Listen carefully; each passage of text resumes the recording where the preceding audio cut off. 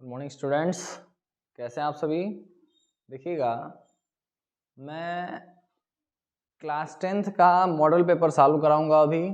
और यह model paper जो है उत्तर प्रदेश माध्यमिक शिक्षा परिषद यानी यूपीएमएसपी के द्वारा अपलोड किया गया मॉडल पेपर है।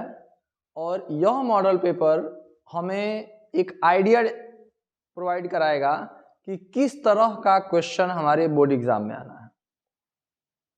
तो आप सभी लोग ध्यान से इस कॉन्सेप्ट को समझने का प्रयास करिएगा कि किस तरह के किस लेवल के क्वेश्चन बोर्ड एग्जाम में आने वाले हैं। ठीक है, देखिएगा, पहला क्वेश्चन मैं ऑलरेडी पहले से लिखा हूं कि दो पृष्ठों से घिरा हुआ कोई पारदर्शी माध्यम जिसका एक या दोनों पृष्ठ गोली है वो क्या कहलाता है। तो देखिएगा, यह जो क्वेश्चन है यह क्वेश्चन डायरेक्ट परिभाषा से बन गया है। डायरेक्ट परिभाषा से बना है क्वेश्चन कि दो पृष्ठों से घिरा हुआ कोई पारदर्शी माध्यम है जिसका एक या दोनों पृष्ठ गोली है, तो उस समय उसे क्या कहते हैं। तो ध्यान दीजिएगा, पारदर्शी माध्यम कह रहा है। पारदर्शी माध्यम हो जिसका चाहे एक सिरा गोली हो या फिर दोनों सिरा गोली हो, तो उस समय जो संरचना निर्मित हो रही है उस संरचना को क्या नाम दिया गया है। तो उस संरचना का नाम है बाबू गोलीय लेंस। क्या है? Spherical lens. स्फेरिकल लेंस का डायरेक्ट फॉर्मूला आपसे पूछा गया है 1 नंबर एमसीक्यू के क्वेश्चन में। ठीक है, फिर देखिएगा,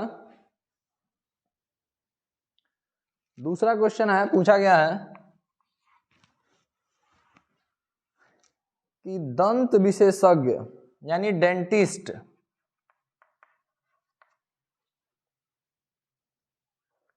मरीजों के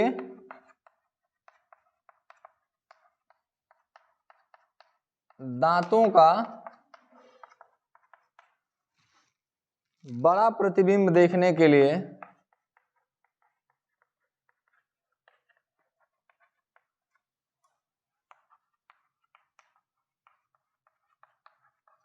किस दर्पण का प्रयोग करते हैं।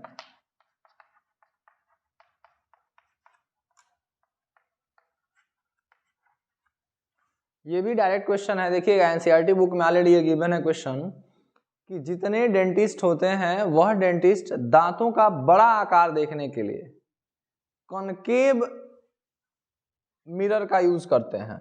दर्पण पूछा है ना, तो दर्पण में आंसर बस मैं लिख रहा हूं, ऑप्शन लिखने में आपका टाइम खराब होगा, मैं बिल्कुल नहीं चाहता हूं। तो ये दर्पण में अगर पूछा जा रहा है कि कौन सा दर्पण यूज करते हैं डॉक्टर्स, तो कॉनकेव मिरर। कौन सा दर्पण बाबू? अवतल दर्पण। जितने डेंटिस्ट हैं, या फिर अगर कहा जाए कि शेविंग करते समय जो शेविंग के लिए जो मिरर्स लगाई गई हैं, वह मिरर किस प्रकार की मिरर होती हैं, तो वह अवतल प्रकार की होती हैं। क्योंकि अवतल प्रकार का जो दर्पण होता है वह सदैव प्रतिबिंब को बड़ा करके दिखाने का प्रयास करता है। अगर वही पूछा जाए कि बाइक में जो दर्पण लगा है वो किस तरह का दर्पण है, तो वह उत्तल तरह का दर्पण है, क्योंकि उसमें वस्तुओं का आकार छोटा करके दिखाना होता है। छोटा सा मिरर है, उसमें इतना बड़ा बड़ा ट्रक का स्ट्रक्चर दिखाना होता है। तो इस तरह के क्वेश्चंस अगर आते हैं बोर्ड में तो आप आसानी से उनको कर पाएंगे, याद रखेंगे इन चीजों को। तीसरा क्वेश्चन है कि किसी उत्तल लेंस के सामने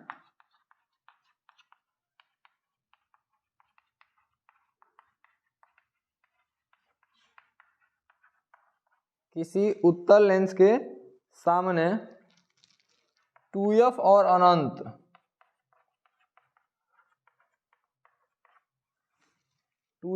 अनंत के बीच कोई वस्तु रखा गया है। के बीच कोई वस्तु रखा गया है, इसका प्रतिबिंब बनेगा। इसका प्रतिबिंब बनेगा। और ध्यान दीजिएगा, सबसे पहला चीज कि हमसे पूछ रहा है कौन सा लेंस, तो उत्तल लेंस। तो उत्तल लेंस एक तो बना लीजिए। और उत्तल लेंस से एक मुख्य अक्ष खींच दे रहे हैं हम, प्रिंसिपल एक्सिस। यहाँ पर एफ, ये हो गया 2f, यहाँ हो गया ये 2f। और ऑब्जेक्ट को जो रखना है वह 2f और इन्फिनिटी के बीच में, मान ली यहाँ मैं रख रहा हूँ। तो एक प्रकाश किरण भेजेंगे जो मुख्य अक्ष के समांतर जाएगा, और मुख्य अक्ष के समांतर जाने वाली प्रकाश किरण सदैव फोकस से होकर गुजरती है। दूसरा प्रकाश किरण जो होगा उसको हम भेज देंगे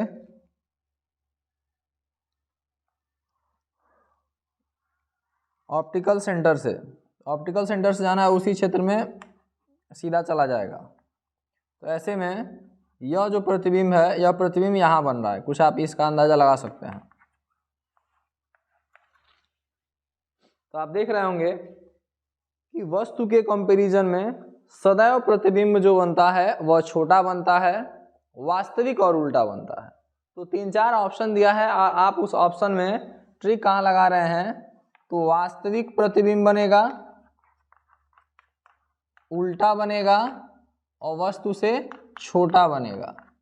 3 चीज अगर ऑप्शन में है तो ऑप्शन हमारा सही है। ऑप्शन में से ये कौन सा दिया है, पहला वाला ऑप्शन इसमें सही है।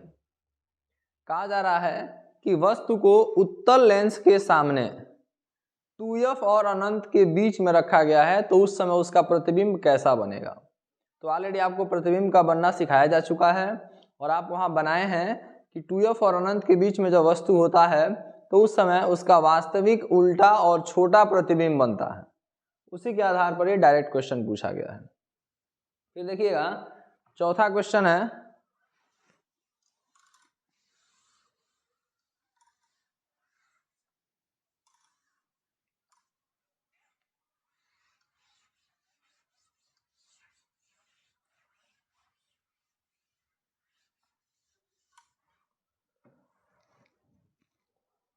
कि मानव नेत्र लेंस की फोकस दूरी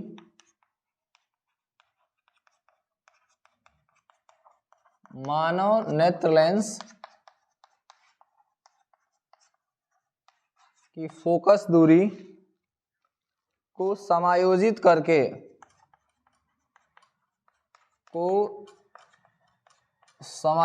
करके विभिन्न दूरियों पर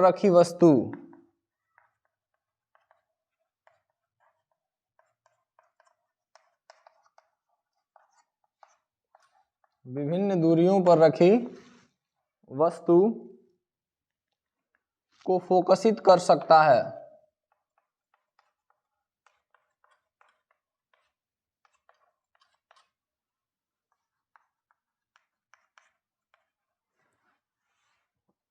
ऐसा होने का कारण है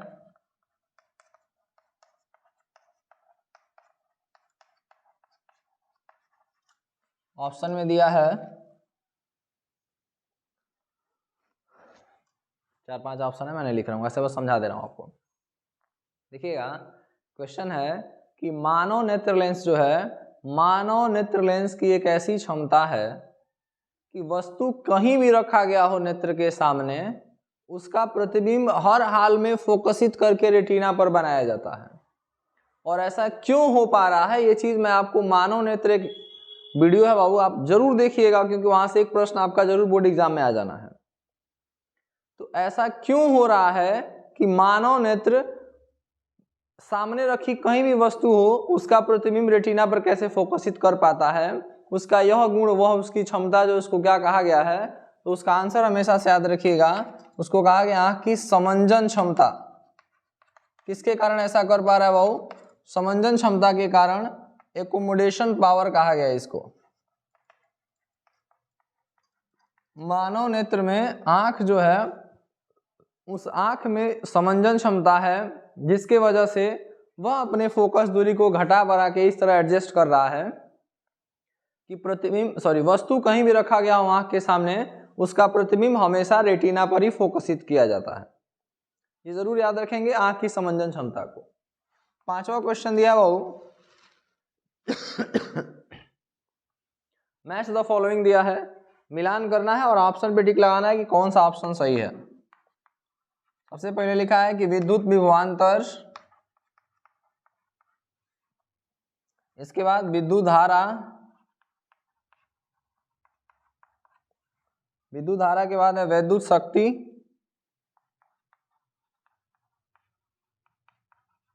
और शक्ति के बाद दिया है प्रतिरोध, और इन सब का मात्रक लिखा है इधर। वो इधर लिखा है पहले एम्पियर, एम्पियर के बाद लिख रहा है वाट, वाट के बाद है ओम, और ओम के बाद है वोल्ट। तो देखिएगा आपको वैसे भी ये सभी मात्रक याद होना चाहिए कि विद्युत विभवांतर का मात्रक होता है वोल्ट, विद्युत धारा का मात्रक है एम्पियर, विद्युत शक्ति का मात्रक है वाट, और प्रतिरोध का मात्रक है ओम। तो इस तरह का ऑप्शन हमारा जो भी सही दिखेगा उस ऑप्शन को हम टिक कर लेंगे। बाकी हमको कॉन्सेप्ट आना चाहिए कि क्वेश्चन का कॉन्सेप्ट क्या है। ठीक है, 5 क्वेश्चन हो गया। अगला क्वेश्चन देखते हैं बाबू।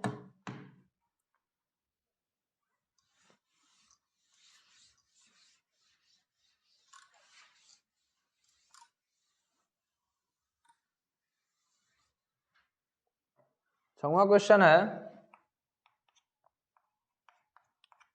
कि दो चालक पदार्थ, दो चालक तार जिनके पदार्थ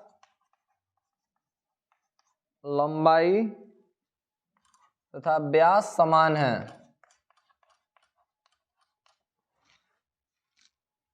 समान है,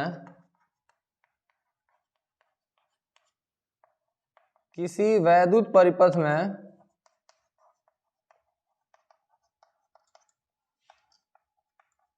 पहले श्रेणी क्रम में और फिर समांतर क्रम में, और फिर समांतर क्रम में जुड़ते हैं।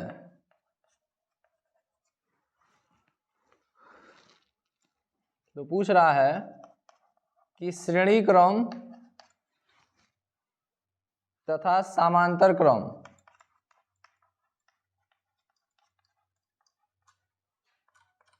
संयोजन में उत्पन्न ऊष्माओं का अनुपात है, उत्पन्न ऊष्माओं का अनुपात है।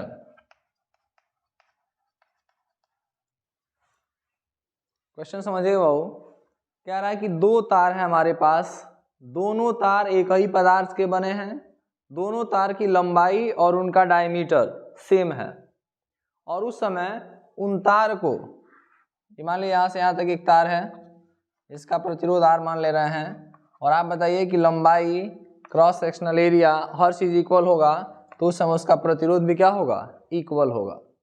तो कहा जा रहा है कि इन दो प्रतिरोधों को एक बार श्रेणी क्रम में जोड़ा गया है और एक बार समांतर क्रम में जोड़ा गया है। तो उस समय हम लिख रहे हैं for series combination, for series combination, श्रेणी क्रम संयोजन के लिए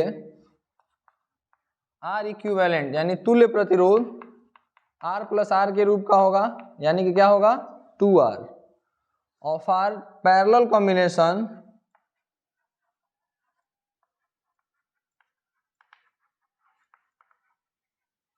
one upon R equivalent is equal to 1 upon R plus 1 upon R। ये हो जाएगा R एलसीएम 2/R, यानी R इक्विवेलेंट का मान यहाँ आएगा R/2। अब हम जानते हैं कि अगर H1 अपान H2 निकालते हैं, पहले केस में हीट और दूसरे केस में हीट, तो हीट का फॉर्मूला होता है बाबू I² RT। R के जगह पे क्या रखेंगे 2R का स्क्वायर इंटू T अपन यहाँ पर I², R के जगह पे R/2 इंटू T। ये सब कैंसिल होगा, R² से R² कैंसिल हो जाएगा, सॉरी ये नहीं होता स्क्वायर, R से R कैंसिल हो जाएगा, T से T कैंसिल हो जाएगा। सब कैंसिल होने के बाद हमें मिलेगा H1/H2 इज इक्वल टू 4/1, यानी H1/H2 इज इक्वल टू 4/1।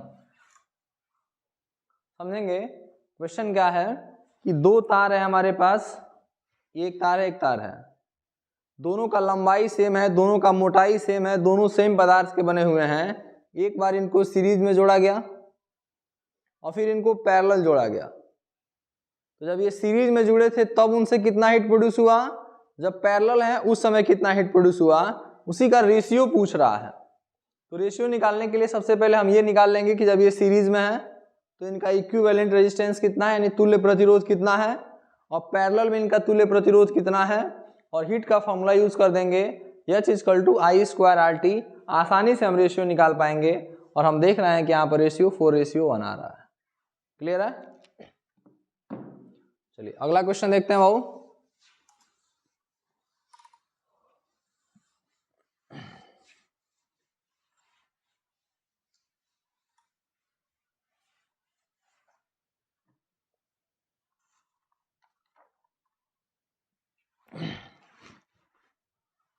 सातवां क्वेश्चन है कि किसी विद्युत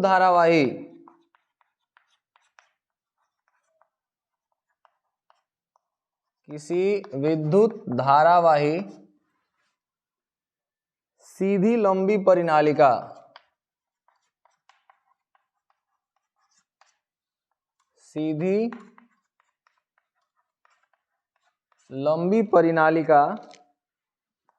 के भीतर चुंबकीय क्षेत्र। क्वेश्चन क्या है बाबू, हमारे पास एक लॉन्ग स्ट्रेट सोलिनॉइड है, एक लंबी सीधी परिनालिका है और उस परिनालिका में विद्युत धारा प्रवाहित हो रहा है, तो उस समय उसका चुंबकीय क्षेत्र क्या होगा, यह हमसे पूछा जा रहा है। तो आपको याद रखना है कि कोई भी अगर सीधी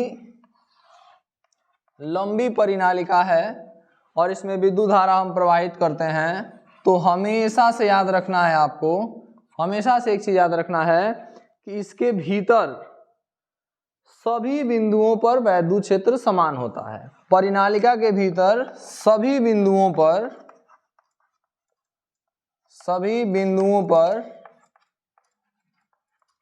चुंबकीय क्षेत्र समान होता है। क्या याद रखना है कि परिनालिका के भीतर सभी बिंदुओं पर चुंबकीय क्षेत्र समान होता है, ये कॉन्सेप्ट याद रखेंगे। आठवां प्रश्न बना है बाबू कि बेंजीन की संरचना सूत्र लिखिए। बेंजीन का संरचना सूत्र। तो बेंजीन का संरचना सूत्र क्या होता है देखते हैं हम। चूंकि बेंजीन का फॉर्मूला है C6H6, तो बेंजीन में बाबू 6 कार्बन होता है, कुछ इस प्रकार व्यवस्थित होते हैं। सभी कार्बन को पहले आपस में सिंगल बॉन्ड से जोड़ दीजिए और सभी कार्बन को एक एक हाइड्रोजन से जोड़ दीजिए, और इसके बाद कार्बन की संयोजकता पूरा करने के लिए अल्टरनेट करके, अगर यहाँ डबल बॉन्ड तो यहाँ सिंगल रहने दीजिए, यहाँ डबल बॉन्ड फिर ये सिंगल, यहाँ डबल बॉन्ड। यह संरचना जो है यह बेंजीन की है और यह संरचना हमारे जिस ऑप्शन में मैच कर रहा होगा उस ऑप्शन को हम सही कर लेंगे। ठीक है, 8वां क्वेश्चन के बाद बाबू 9वां क्वेश्चन दिया है।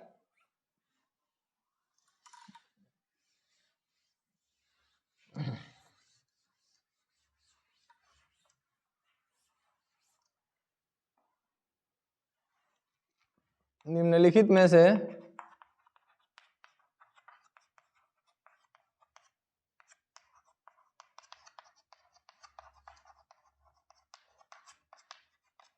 समजातीय श्रेणी है। निम्नलिखित में से समजातीय श्रेणी, देखिएगा समजातीय श्रेणी को अंग्रेजी में होमोलॉगस सीरीज कहा गया है, और होमोलॉगस सीरीज के लिए इसका मैं ऑप्शन लिख रहा हूं। एक ऑप्शन दिया है CH4 C2H6, दूसरा ऑप्शन दिया है CH3OH और CH3COOH, फिर तीसरा ऑप्शन है वो C2H6 और CH3OH, चौथा ऑप्शन है CH3OH और C2H5OH। यहाँ आपको समझना ये है सबसे पहले कि समजातीय श्रेणी कहते किसको है, होमोलॉगस सीरीज कहते किसको हैं। तो ऐसे यौगिक जिनका क्रियात्मक समूह समान हो, यानी फंक्शनल ग्रुप सेम होना चाहिए। दूसरी चीज वह इंक्रीजिंग एटॉमिक मास में होना चाहिए। हर यौगिक के बीच में द्रव्यमान में 14 यूनिट का अंतर होना चाहिए और सूत्र में CH2 का अंतर होना चाहिए। आप यहाँ देख रहे होंगे ये दोनों के दोनों एल्केन ग्रुप के हैं, तो पहला जो नीड है वो तो पूरा कर रहे हैं, लेकिन इसमें एक एल्कोहल फंक्शनल ग्रुप है, एक कार्बोक्सिलिक एसिड है, तो ये तो कभी नहीं होगा। फिर यहाँ देखिए एल्केन है, ये एल्कोहल, ये भी नहीं होगा। यहाँ देखिए यह भी एल्कोहल, यह भी एल्कोहल, यह हो सकता है। इंक्रीजिंग एटॉमिक मास में भी है, फॉर्मूला का अंतर CH2 का आएगा, द्रव्यमान का अंतर 14 यूनिट का आएगा, यानी पहला ऑप्शन भी सही है और चौथा ऑप्शन भी सही है। इसमें फिर से ऑप्शन बना के दिया है कि कौन कौन सा, ये पहला चौथा, पहला दूसरा, दूसरा तीसरा, तीसरा चौथा, ऐसे करके हम उसमें ऑप्शन कौन सा सही लगाएंगे, पहला वाला और चौथा वाला दोनों ऑप्शन सही है, ये आपको टिक लगा लेना है। इसके बाद देखिए भाऊ 10वां क्वेश्चन है कि पृथ्वी की भूपर्पट्टी में, पृथ्वी की भूपर्पट्टी में, पृथ्वी के भूपर्पट्टी में प्राकृतिक रूप से पाए जाने वाले तत्वों या यौगिकों को, पाए जाने वाले तत्वों या यौगिकों को कहते हैं। देखिए बाबू डायरेक्ट यह डेफिनेशन है खनिज का कि मिनरल क्या है। मिनरल का परिभाषा होता है कि पृथ्वी के भूपर्पट्टी से, अर्थ क्रस्ट से कोई भी धातु जिस रूप में, जिस यौगिक के रूप में पाया जाता है उसी रूप को खनिज कहा गया है, मिनरल कहा गया है। और जिस खनिज से सुविधापूर्वक कम खर्च में आसानी से हम किसी धातु को प्राप्त कर लें उसी खनिज को अयस्क कहा जाता है। यह भी परिभाषा आपको याद रखना होगा, ठीक है। अगला क्वेश्चन देखते हैं बाबू 11 नंबर।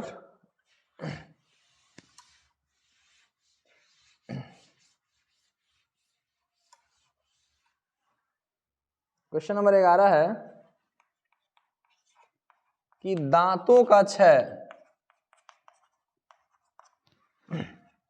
दांतों का क्षय कब प्रारंभ होता है, दांतों का क्षय कब प्रारंभ होता है। क्वेश्चन है कि जो डेंटल कैरीज हैं, दांतें जो हैं जो झड़ने लगती हैं, गलने लगती हैं, वह प्रक्रिया कब प्रारंभ होता है ये पूछा जा रहा है। तो जब भी हमारे माउथ का पीएच, हमारे मुख का पीएच मान अम्लीय होने लगे, 5.5 से कम होने लगे, उसी समय दंत क्षय प्रारंभ होता है। तो इसका डायरेक्ट आंसर आपको मैं लिख दे रहा हूं, याद कर लीजिएगा। जब मुंह का पीएच 5.5 से कम होता है, जब कभी मुख का पीएच मान 5.5 से कम होगा उस समय दंत क्षय प्रारंभ हो जाएगा, ठीक है।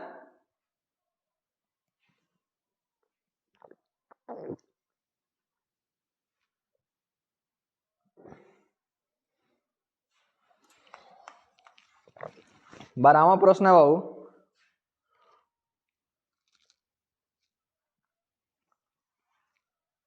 एसर्शन रीजन का क्वेश्चन है। ये बहुत शानदार क्वेश्चन होते हैं ये एसर्शन रीजन के। एसर्शन दिया है कि जिंक है H2SO4 से रिएक्शन करता है, प्रोडक्ट बनाता है जिंक सल्फेट और रिलीज करता है हाइड्रोजन, और यह एक विस्थापन अभिक्रिया है। विस्थापन अभिक्रिया दिया है कि जिंक H2SO4 से रिएक्शन करता है और बना ले रहा है जिंक सल्फेट और हाइड्रोजन गैस विस्थापित हो रहा है। कह रहा है कि यह एक विस्थापन अभिक्रिया है, तो बिल्कुल स्पष्ट दिख रहा है कि यह विस्थापन है, यानी कि असर्शन तो हर हाल में सही है। अब रीजन देख रहे हैं कि जो इसका रीजन दिया है क्या वह रीजन सही दिया है कि नहीं। तो रीजन में दे रहा है कि जिंक ऑक्सीजन से रिएक्ट होकर के जिंक ऑक्साइड बनाता है। तो देखिएगा यह भी सही है, यह भी सही है, दोनों सही है, लेकिन यह जो रीजन दिया गया है वह असर्शन का एक्सप्लेनेशन नहीं करता है। बाबू जो कथन दिया गया है उस कथन का व्याख्या यह जो रीजन है इसके द्वारा हम नहीं कर सकते हैं, लेकिन सही हमारा असर्शन भी है और सही हमारा रीजन भी है, दोनों सही है। लेकिन यह इसमें जो रीजन दिया गया है, जो तर्क दिया गया है, वह तर्क कहीं भी इस कथन को सत्यापित नहीं करता है। इस तरह का जो ऑप्शन होगा वो वाला ऑप्शन आप सही कर लेंगे। 13वां क्वेश्चन दिया बाबू,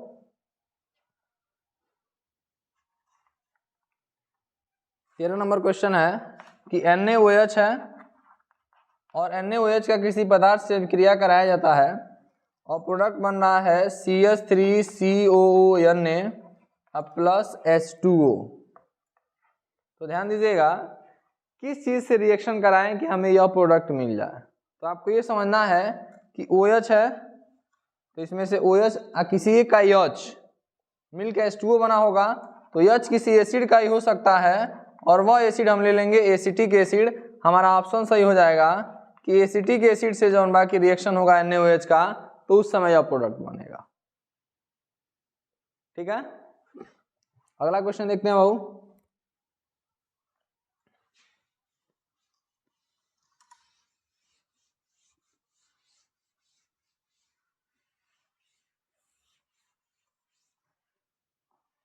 चौदह नंबर क्वेश्चन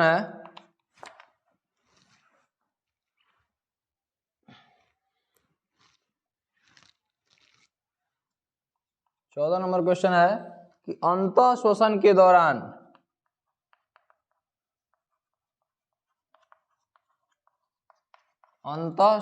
दौरान वायु प्रवाह का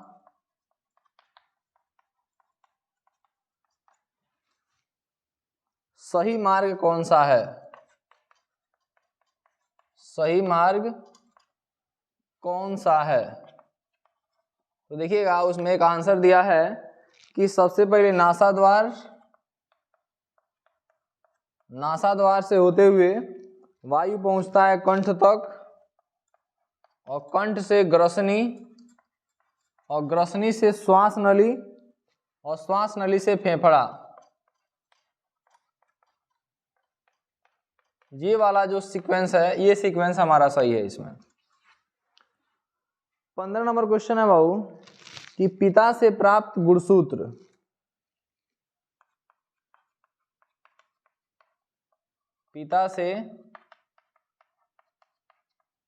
गुणसूत्र से बच्चों में लिंग का निर्धारण होता है।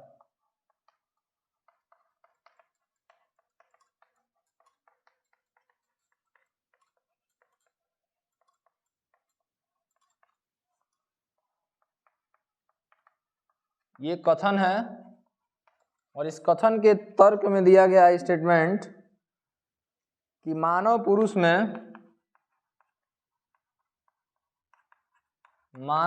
में X तथा Y गुणसूत्र होते हैं। X तथा Y गुणसूत्र होते हैं, यह तर्क दिया गया है यानी रीजन दिया गया है। तो देखिएगा असर्शन तो हर हाल में सही है कि पिता से गुणसूत्र जो प्राप्त होते हैं उन्हीं गुणसूत्रों से लिंग का निर्धारण होता है। यह पता चलता है कि आने वाली पीढ़ी लड़का होगा या लड़की होगी। लेकिन उसका जो तर्क दिया गया है कि मानव पुरुष में X तथा Y गुणसूत्र होते हैं, यह तर्क भी सही है। एग्जैक्टनेस भी है इसमें कि अगर X क्रोमोसोम मेल का फीमेल के साथ क्रॉस करता है तो उस समय बेबी होती है, फीमेल बेबी होता है, और Y अगर क्रॉस करता है तो मेल होता है। तो तर्क भी हमारा लगभग सही दिख रहा है। अगला क्वेश्चन देखते हैं भाऊ।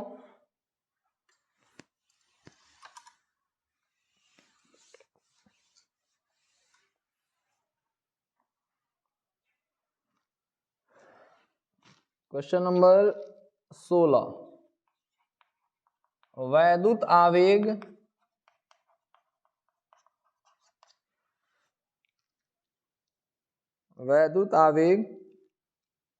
के प्रवाह की दिशा, वैद्युत आवेग के प्रवाह की दिशा होती है। देखिएगा वैद्युत आवेग कहा जाए तो ये है क्या? वास्तव में जो न्यूरॉन होते हैं,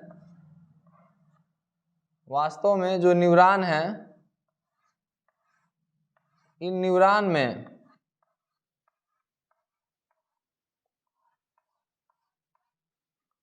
ये डेंड्राइट होता है, ये डेंड्राइट है। इस संरचना का नाम क्या है वो? डेंड्राइट। डेंड्राइट। और ये है नर्व एंडिंग।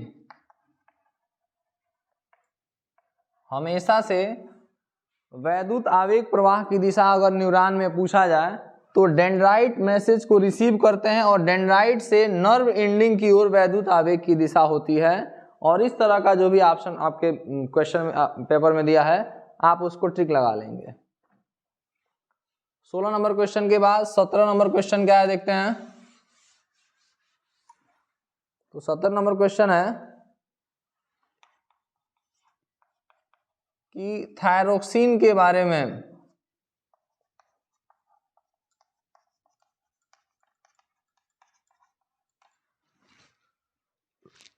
कौन सा कथन सही नहीं है?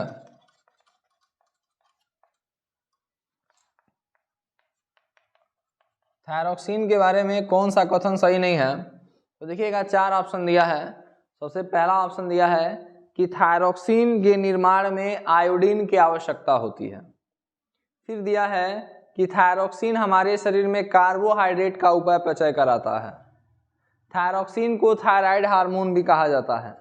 लेकिन उसी में एक गलत ऑप्शन दे दिया है कि थायरोक्सिन बनने में आयरन की आवश्यकता होती है। ऑप्शन क्या दे दिया है कि थायरोक्सिन के संश्लेषण में आयरन की आवश्यकता होती है। थायरोक्सिन के संश्लेषण में आयरन की आवश्यकता होती है।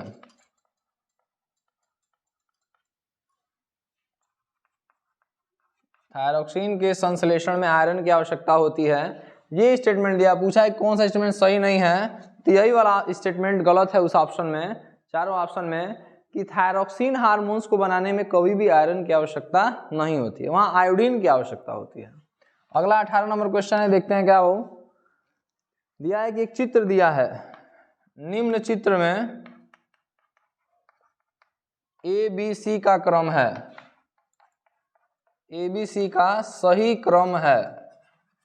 फोटो क्या बनाया है? कोटिलिडन्स बनाया है। इस तरह का कुछ संरचना है, इसका नाम लिखा है A, ये है B और ये है C।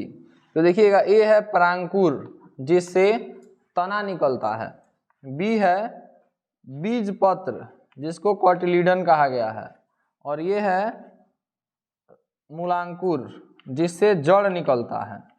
यह संरचना है एम्ब्रियो का, जहाँ से बीज से जब जर्मिनेशन हो रहा होता है उस समय का यह संरचना है। ये कोटिलिडन होते हैं, ये परांकुर होता है जहाँ से तना निकलता है, और ये मूलांकुर है जहाँ से जड़ निकलता है।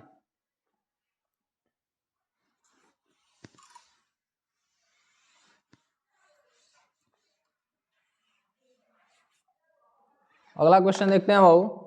19 नंबर क्वेश्चन है कि अलैंगिक जनन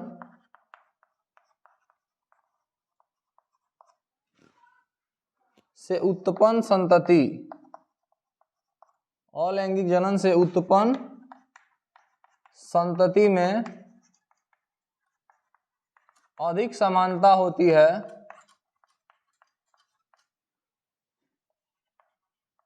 क्योंकि, इसके बाद ऑप्शन दिया हुआ है। याद रखना है कि अलैंगिक जनन में जितने संतति उत्पन्न होते हैं सभी संतति लगभग देखने में सिमिलर होते हैं, उनको क्लोन कहा जाता है। सिमिलर संरचना होती है, उनमें कोई विशेष तरह का अंतर नहीं पाया जाता। इसका कारण पूछ रहा है कि इसका कारण क्या है, तो आप कारण बताएंगे कि एकल जनक इसमें होते हैं, सिंगल पेरेंट। सबसे पहला कारण है कि जब सिंगल पेरेंट है तो केवल उन्हीं का लक्षण दिखाई देगा। और दूसरा कारण इसमें याद रखिएगा कि अलैंगिक जनन में युग्मक सम्मिलित नहीं होते हैं। अलैंगिक जनन में युग्मक सम्मिलित नहीं होते हैं।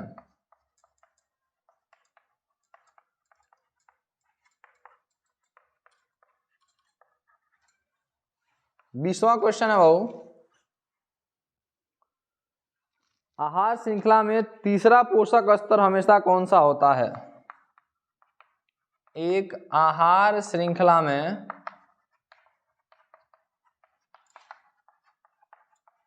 तीसरा पोषक स्तर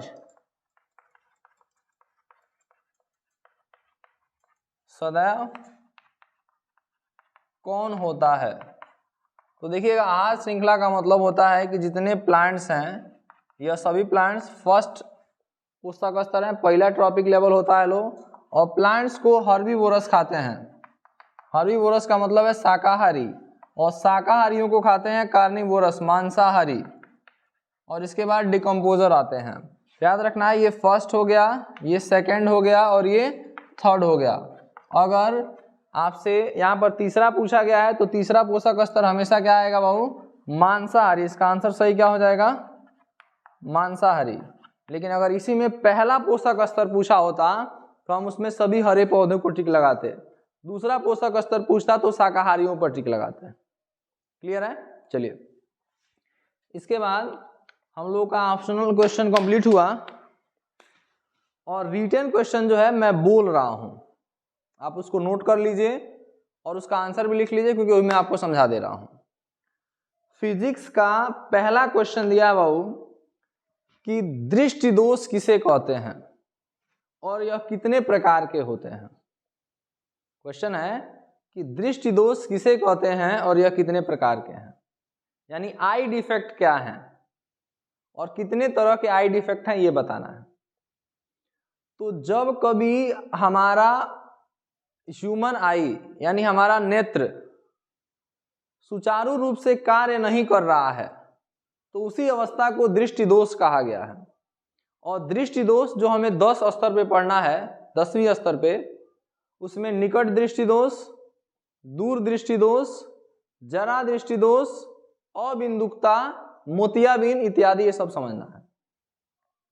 और ये जितना दोष मैं आपको नाम लिया हूं अभी, इन सभी दोषों का एक शानदार वीडियो आपके लिए अवेलेबल है मानव नेत्र का। आप उस वीडियो को एक बार अवश्य देख लीजिए, किसी तरह का प्रश्न आपसे नहीं छूटेगा। निकट दृष्टि दोष के बारे में आपको समझाया जाता है कि वह दृष्टि दोष जिसमें नजदीक की वस्तुएं स्पष्ट दिखाई देती हैं लेकिन दूर की वस्तुएं स्पष्ट दिखाई नहीं देती हैं, उस दृष्टि दोष को निकट दृष्टि दोष कहा जाता है। निकट दृष्टि दोष का कारण क्या है? तो उसके कारण में बताया जाता है कि नेत्र गोलक बड़ा हो जाता है या लेंस मोटा हो जाता है, जिसके कारण जो प्रतिबिंब रेटिना पर बनना चाहिए वह प्रतिबिंब रेटिना से पहले बन जाता है। और रेटिना से पहले जब प्रतिबिंब बन जाएगा तो वहां कोई तंत्रिकाएं नहीं है जो मस्तिष्क तक सूचना ले जाएं, वह वस्तु हमें दिखाई नहीं देता है। इसके निवारण के लिए हमेशा अवतल लेंस का प्रयोग किया जाता है, यह हमको याद रखना होता है। फिर दूर दृष्टि दोष में बताया जाता है कि नजदीक की वस्तुएं स्पष्ट दिखाई देती हैं लेकिन दूर की वस्तुएं स्पष्ट दिखाई नहीं देती हैं। इसका कारण है कि नेत्र गोलक सिकुड़ जाता है या फिर आई लेंस पतला हो जाता है, जिसके वजह से जो किरणें रेटिना पर मिलनी चाहिए वो रेटिना से पीछे जाकर मिलती हैं और वहां भी किसी तरह की तंत्रिकाएं न होने की वजह से वो हमें प्रतिबिंब स्पष्ट दिखाई नहीं देता। इस दोष के निवारण में उत्तल लेंस का प्रयोग किया जाता है। जरा दृष्टि दोष पूछा जाए कि जरा दृष्टि दोष क्या है, तो जरा दृष्टि दोष मुख्य रूप से बुढ़ापे में होने वाली अवस्था है जिसमें नजदीक भी स्पष्ट दिखाई नहीं देता है, दूर भी स्पष्ट नहीं दिखाई देता है। इसका कारण है कि मानव नेत्र की समंजन क्षमता जरा अवस्था में कमजोर हो जाती है, जिसकी वजह से यह समस्या देखने को मिलती है। और इसके निवारण में बाईफोकल लेंस यूज किया जाता है, यानी कि अवतल लेंस भी और उत्तल लेंस दोनों तरह के लेंस का प्रयोग किया जाता है। फिर होता है अबिंदुकता दोष। अबिंदुकता दोष वह है जिसमें कार्निया का शेप स्फेरिकल नहीं रह जाता है। अगर कार्निया का आकार गोलाकार से बदल जाए तो उस समय ऊर्ध्वाधर रेखाएं और क्षैतिज रेखाएं हम एक साथ दोनों को स्पष्ट नहीं देख पाते हैं, और इसी दोष को अबिंदुकता दोष कहा गया है। और इसको दूर करने के लिए बेलनाकार लेंस का प्रयोग किया जाता है, सिलिंड्रिकल लेंस का प्रयोग किया जाता है। फिर कैटरेक्ट है मोतियाबिंद।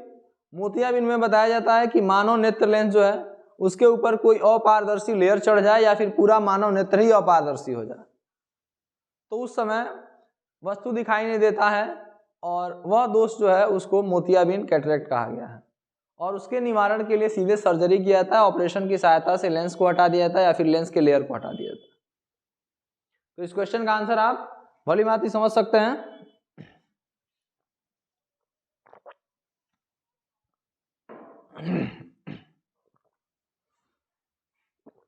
अगला क्वेश्चन दिया दूसरा वाला। पहले क्वेश्चन का ही दूसरा दिया है कि आकाश में इंद्रधनुष केवल वर्षा के पश्चात ही क्यों दिखता है। आकाश में इंद्रधनुष केवल वर्षा के पश्चात ही क्यों दिखाई देता है। तो आप बताएंगे भाऊ कि वर्षा की बूंदें जो वायुमंडल में सस्पेंडेड होती हैं, निलंबित होती हैं, वह वर्षा की बूंदें प्रिज्म का काम कर रही होती हैं, जिसके वजह से जो व्हाइट लाइट है उसका डिस्पर्शन होता है। वह व्हाइट लाइट अपने 7 रंगों में विभक्त होता है, जिसके कारण इंद्रधनुष का निर्माण होता है। तो वर्षा के पश्चात ही यह क्रिया क्यों होती है, बताएंगे कि बारिश की जो बूंदें सस्पेंड है एयर में, वह बारिश की बूंदें प्रिज्म का कार्य कर रही हैं और उसी प्रिज्म पर सूर्य की सफेद किरणें पड़कर 7 रंगों में विभक्त हो रही हैं, जिससे इंद्रधनुष का निर्माण हो रहा है। अगला क्वेश्चन पूछा है दूसरा वाला, दूसरा का पहला, कि उत्तल लेंस को अभिसारी लेंस क्यों कहा जाता है। उत्तल लेंस को अभिसारी लेंस क्यों कहा जाता है, ये क्वेश्चन है। तो आप बताएंगे कि उत्तल लेंस पर पड़ने वाली सभी प्रकाश किरणें एक बिंदु पर जाकर मिलती हैं और उत्तल लेंस सभी प्रकाश किरणों को एक बिंदु पर मिलाने का काम करता है, इसलिए उत्तल लेंस को अभिसारी लेंस कहा गया है।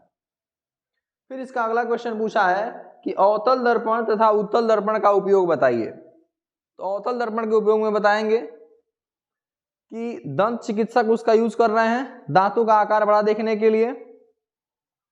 जो सैलून वाले हैं वह जो आईना यूज कर रहे हैं, जो दर्पण यूज कर रहे हैं, वह अवतल वाला है, उसमें भी आकार बढ़ा करके दिखाया जाता है। उत्तल लेंस का प्रयोग आप बताएंगे कि मुख्य रूप से व्हीकल्स में इसका यूज किया जाता है, कैमरा वगैरह में इसका यूज सबसे ज्यादा किया जाता है। ठीक है, इसके बाद देखेंगे अगला क्वेश्चन है, वह न्यूमेरिकल है, वो मैं लिख रहा हूं।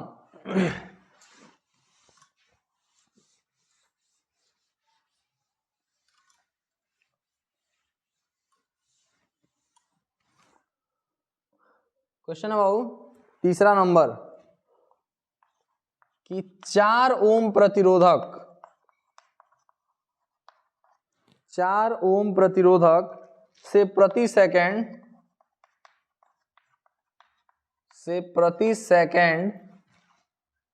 100 जूल ऊष्मा उत्पन्न हो रही है। 100 जूल ऊष्मा उत्पन्न हो रही है। प्रतिरोधों के सिरों का विभवांतर ज्ञात कीजिए। प्रतिरोधक के सिरों का विभवांतर ज्ञात कीजिए।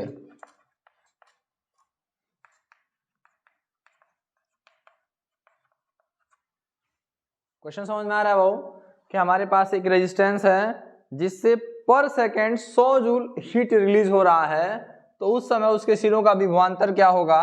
तो इसके लिए देखिएगा एक फॉर्मूला आपको याद होना चाहिए कि H इक्वल टू होता है V²T/R। H equal to V²T/R। यहाँ से H का वैल्यू भर दे रहे हैं भाऊ 100, V² हमको नहीं पता है, टाइम दिया पर सेकेंड के लिए 1 भर देंगे, रेजिस्टेंस दिया है कितना 4 ओम आएगा, इधर मल्टीप्लाई हो जाएगा 400 बराबर V², V इक्वल टू हो जाएगा अंडर रूट में 400 और यहाँ से V का मान आ जाएगा 20 वोल्ट। ये हमारा आंसर हो जाएगा। इसी में एक और न्यूमेरिकल दिया भाऊ तीसरा का, ये पहला था तीसरा का, और तीसरा का दूसरा न्यूमेरिकल दिया है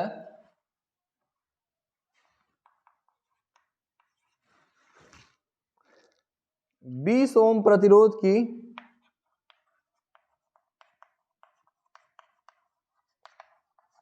20 ओम प्रतिरोध की कोई विद्युत इस्त्री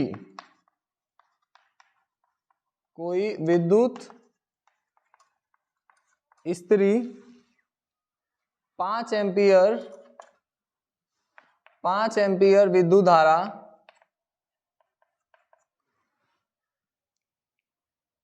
लेती है विद्युत धारा लेती है 30 सेकंड में उत्पन्न ऊष्मा परिकलित कीजिए। 30 सेकंड में उत्पन्न ऊष्मा परिकलित कीजिए।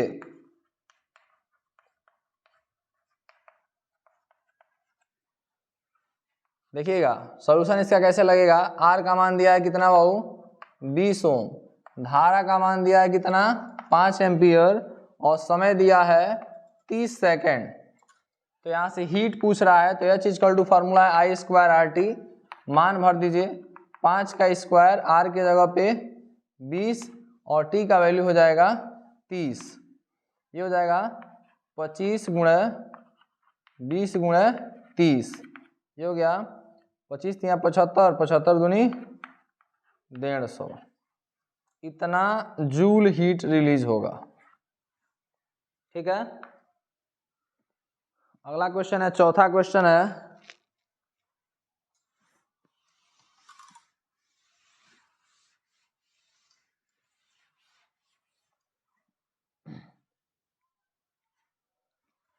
चौथा क्वेश्चन में पहला दिया है 3 क्वेश्चन दिया हुआ है वो। पहला क्वेश्चन है कि दो चुंबकीय क्षेत्र रेखाएं एक दूसरे को प्रतिच्छेदित नहीं करती हैं। दो चुंबकीय रेखाएं एक दूसरे को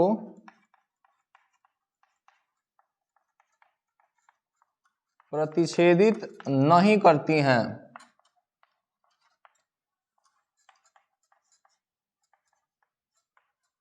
क्यों? ध्यान दीजिएगा, चुंबकीय रेखाओं से संबंधित एक जानकारी आपको बता दें कि चुंबकीय रेखाएं जब भी ऐसे रिलीज होती हैं तो उस समय कभी भी एक दूसरे को काटती नहीं है, ये समझना है। और आखिर ऐसा क्यों हो रहा है कि चुंबकीय बल रेखाएं एक दूसरे को इंटरसेक्ट नहीं कर रही हैं, प्रतिच्छेदित नहीं कर रही हैं? क्योंकि अगर चुंबकीय बल रेखाएं एक दूसरे को प्रतिच्छेदित करेंगी तो एक ही बिंदु पर चुंबकीय सुई की 2 दिशा होगी और कभी भी यह संभव नहीं है कि किसी एक बिंदु पर चुंबकीय क्षेत्र में चुंबकीय सुई 2 दिशा प्रदर्शित करे। किसी एक बिंदु पर एक ही दिशा प्रदर्शित करेगा, जबकि अगर वो प्रतिच्छेदित कर रहे होंगे तो उस समय चुंबकीय सुई की 2 दिशा होगी। और यही कारण है कि हमेशा यह चुंबकीय क्षेत्र रेखाएं एक दूसरे को काटती नहीं है, क्योंकि अगर ये काटेंगी तो एक बिंदु पर चुंबकीय सुई की 2 दिशा हो जाएगी, जो कि संभव नहीं है। ये कारण याद रखेंगे इसमें। दूसरा कारण हमसे पूछ रहा है कि चुंबकीय क्षेत्र रेखाओं का गुण लिखिए। चुंबकीय क्षेत्र रेखाओं का गुण लिखिए। तो देखिएगा, आप याद कर लेंगे चुंबकीय बल रेखाओं का जो गुण है कि यह चुंबकीय बल रेखाएं नॉर्थ से रिलीज होती हैं कि साउथ से रिलीज होती हैं। इनका घनत्व सबसे अधिक होता है चुंबक ध्रुव के पास। यह ध्रुव से जैसे जैसे दूर जाती हैं इनकी दूरी बढ़ती चली जाती है। यह कभी एक दूसरे को इंटरसेक्ट नहीं करती हैं। ऐसे ही 4-5 प्रॉपर्टीज इनका याद रखेंगे, जो मन में याद आ जाए उसको लिख देंगे। अगला क्वेश्चन है कि किसी चुंबकीय क्षेत्र में स्थित विद्युत धारावाही चालक पर आरोपित बल कब अधिकतम होता है? तो आरोपित बल का फॉर्मूला आप पढ़े हैं, उस फॉर्मूले में थीटा का वैल्यू भर के देखिए कि किस वैल्यू के लिए मैक्सिमम मान मिलता है। यह क्वेश्चन आप बाय सेल्फ लगा करके प्रयास करिए। ठीक है, अगला क्वेश्चन है बाबू केमिस्ट्री का क्वेश्चन। अब इसके बाद संतुलित करने वाला वो हम लोग लगाएंगे।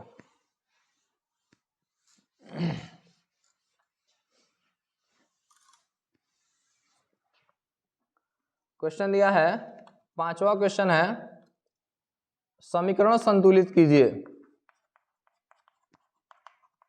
समीकरण संतुलित कीजिए में पहला दिया है समीकरण H2SO4 है और H2SO4 का रिएक्शन कराया जा रहा है जिंक से, और ये खाली जगह छोड़ दिया, बैलेंस भी करना है। दूसरा चीज है कि HCl है और HCl का रिएक्शन कराया जा रहा है मैग्नीशियम से।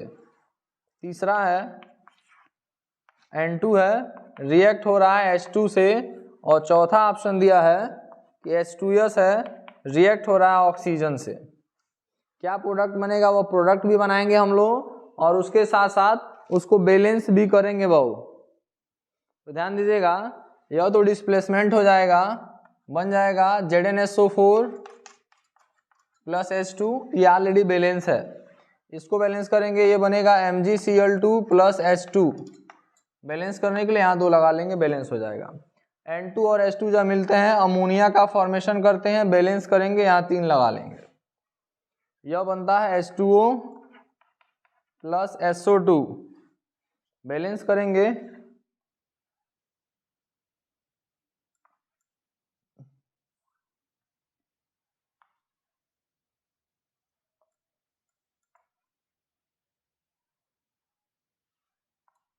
बैलेंस है ये इक्वेशन। इसके बाद अगला क्वेश्चन दिया है, वो देखिएगा।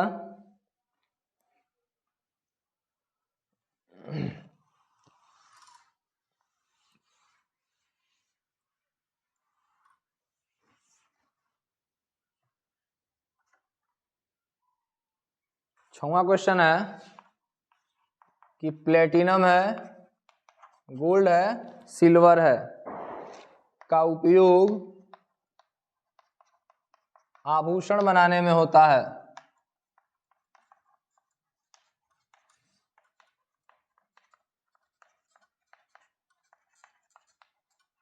क्यों? क्वेश्चन पूछा जा रहा है कि सबसे ज्यादा जो आभूषण है वह गोल्ड का बनाया जा रहा है, सिल्वर का बनाया जा रहा है, प्लेटिनम का बनाया जा रहा है, अन्य किसी मेटल का क्यों नहीं बनाया जा रहा है?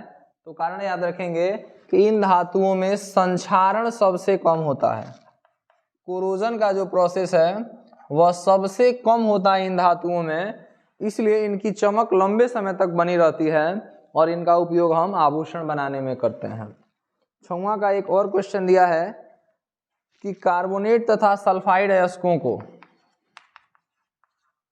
कार्बोनेट तथा सल्फाइड अयस्कों को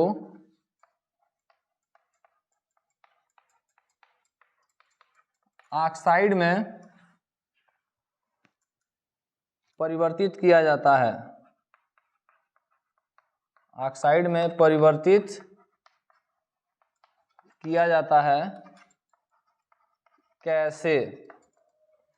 ध्यान दीजिएगा, जितने कार्बोनेट ओर होंगे, कार्बोनेट ओर को वायु की अनुपस्थिति में गर्म कर दिया जाता है तो यह बदल जाते हैं ऑक्साइड अयस्क में, और कार्बोनेट अयस्कों को वायु की अनुपस्थिति में गर्म करके ऑक्साइड अयस्क बनाने की जो प्रक्रिया है इसको निस्तापन कहा गया है, कैल्सिनेशन कहा जाता है। और जो सल्फाइड अयस्क होते हैं बाबू, सल्फाइड अयस्क को ऑक्सीजन की उपस्थिति में गर्म करके ऑक्साइड अयस्क में बदला जाता है। इसको बैलेंस कर लेंगे हम, और यह जो प्रक्रिया है इसको रोस्टिंग कहते हैं, भर्जन कहते हैं।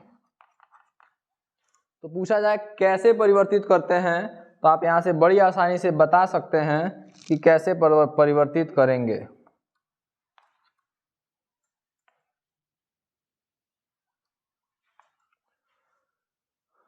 कार्बोनेट को बदलना होगा ऑक्साइड में तो निस्तापन प्रक्रिया का यूज करेंगे, और सल्फाइड को बदलना होगा ऑक्साइड में तो भर्जन प्रक्रिया का उपयोग करेंगे।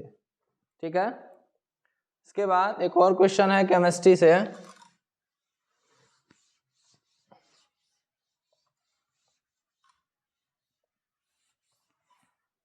सातवां क्वेश्चन है कि सहसंयोजी आबंध किसे कहते हैं? सहसंयोजी आबंध किसे कहते हैं? इनके लक्षण लिखिए, इनके लक्षण लिखिए। ध्यान दीजिएगा, पूछ रहा है कि कोवैलेंट बांड क्या है। तो आप जानते हैं कि जब कभी दो परमाणुओं के बीच इलेक्ट्रॉनों के साझे से बंध बनते हैं, by the sharing of electron, इलेक्ट्रॉनों के साझे से जब बंध बनते हैं दो परमाणुओं के बीच, तो उस बंध को सहसंयोजी बंध कहते हैं। और सहसंयोजी बंधों की विशेषता होती है कि यह बंध अध्रुवीय होते हैं, यानी इनमें आयनन का क्षमता नहीं होता, आयनन का गुण नहीं होता है। दूसरा चीज, सहसंयोजी बंध जिस भी यौगिक में उपस्थित होते हैं उनका गलनांक क्वथनांक कम होता है, ये याद रखेंगे। सातवां का दूसरा प्रश्न पूछ रहा है भाऊ कि निम्नलिखित का IUPAC नाम लिखिए। IUPAC नाम लिखने के लिए कह रहा है, और किसका किसका कह रहा है, तो CH3 CH2 CHO का, और इसी में दूसरा कह रहा है CH3 CO CH3 का।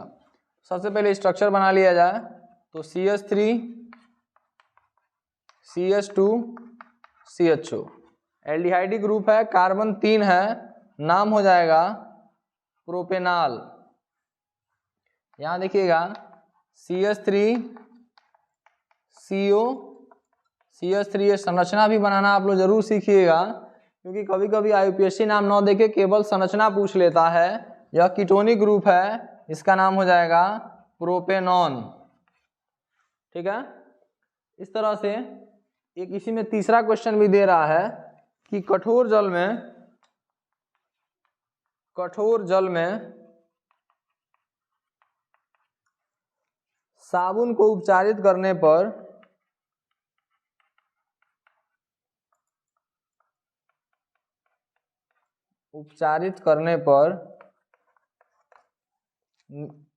झाग का निर्माण समझाइए। झाग का निर्माण समझाइए। देखिएगा, हम बताएंगे इसमें कि जब कभी साबुन को कठोर जल में मिलाया जाता है तो कठोर जल में साबुन क्रिया नहीं करता है, क्योंकि कठोर जल में जो कैल्शियम आयन या मैग्नीशियम आयन उपस्थित होते हैं, उस कैल्शियम या मैग्नीशियम आयन से साबुन का ऋणात्मक भाग जाके जुड़ जाता और अवक्षेप बन के नीचे बैठ जाता है, जिसके वजह से वहां पर वो अपना साक्षीकारक गुण प्रदर्शित नहीं कर पाता। ये आपको लिख देना इसमें। बायो का क्वेश्चन है बाबू, इसके बाद देखते हैं क्या है।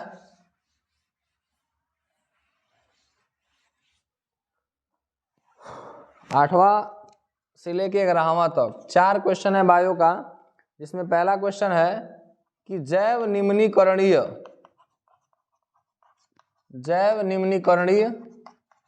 तथा जैव अनिम्नीकरणीय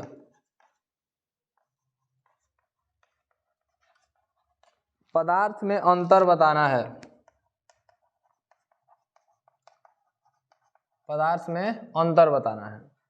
बायोडिग्रेडेबल सब्सटेंस और नॉन बायोडिग्रेडेबल सब्सटेंस में अंतर बताना है। सबसे पहले तो परिभाषा जानिए कि वह पदार्थ जो सूक्ष्म जीवों की सहायता से अपघटित हो जाते हैं, टूट जाते हैं, उन पदार्थों को बायोडिग्रेडेबल यानी जैव अपघटनीय या जैव निम्नीकरणीय पदार्थ कहते हैं। और जो पदार्थ सूक्ष्म जीवों से अपघटित नहीं होते हैं, उन्हें जैव अनपघटनीय या जैव अनिम्नीकरणीय पदार्थ कहते हैं। जैव निम्नीकरणीय पदार्थ हमेशा से एनवायरमेंट फ्रेंडली होते हैं, इको फ्रेंडली होते हैं, उनका कोई विशेष नुकसान इकोसिस्टम पे नहीं पड़ता है, जबकि अनिम्नीकरणीय पदार्थ जो हैं वो हमेशा इकोसिस्टम को अफेक्टेड करते हैं। इस तरह से इसका आंसर हमें देना है। 8वां के बाद 9वां क्वेश्चन पूछ रहा है वो कि अंतःस्रावी ग्रंथियों का नामांकित उल्लेख कीजिए।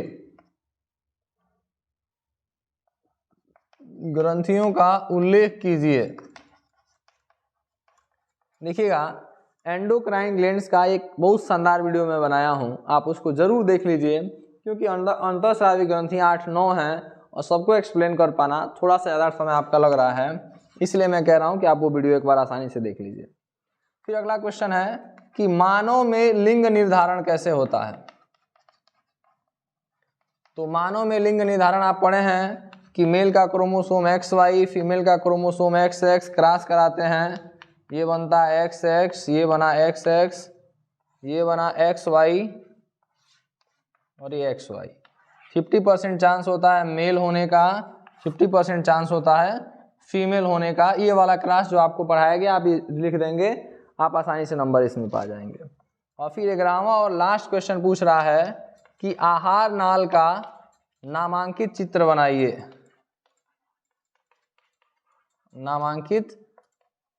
बनाइए। आप देखिएगा, यह मैं ऑलरेडी एक मॉडल पेपर में क्वेश्चन दे चुका हूं कि ह्यूमन का जो एलिमेंट्री कैनाल है उसका डायग्राम बनाने के लिए। उसका फंक्शन आपको हर हाल में तैयार कर लेना है। यह हमेशा लॉन्ग आंसर का क्वेश्चन रहा है, हमेशा आपके लिए लाभकारी होगा। आप इसको जरूर एक बार कंप्लीटली तैयार कर लीजिए। बाकी अगला मॉडल पेपर मैं बहुत जल्द आपके सामने लाऊंगा। फिलहाल के लिए धन्यवाद।